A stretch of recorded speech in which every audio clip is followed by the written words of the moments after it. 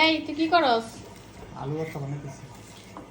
তুই যে আলু ভর্তা বানাইতেছস, মানুষকে আলু ভর্তা বানাইতে পারে না? অবশ্যই মানুষ পারে। হ্যাঁ, তাহলে এটা আবার দেখানোর কি আছে যে আমি আলু ভর্তা বানাইতেছি?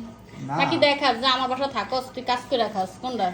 না, এই যে আমাদের আপনার এই যে পেস্টারে হুম অনেকে মানে জানি না কে কিভাবে বানায়, আমি আমারটা মানে শেয়ার করতেছি মানুষদের সাথে। এটা কোনো প্রথমে- শেয়ার করার জিনিস হইলো? অবশ্যই শেয়ার করার জিনিস। তুই মনে করছ তোর আলু ভর্তা অনেক মজা হইব? মজা হইতেও পারে, যদি ধন্যবাদ হোক তাহলে কিন্তু আরো বেশি মজা হইবে, কিন্তু ধন্যবাদ হবে না। মানে তাই? আমি বুঝতে চাইতেছি এই যে আছে না, লবণটা যদি পেঁয়াজের উপরে দিয়া ভালোভাবে আমরা এরকম মাইখা নেই, হুম তাহলে মানে পেস্টটা একবারে নরম হয়ে যায়। নরম হয়ে গেলে তখন আর মানে ওই যে দাঁতের কামড়ের মধ্যে পেস্টটা আর বেশি একটা লাগে না।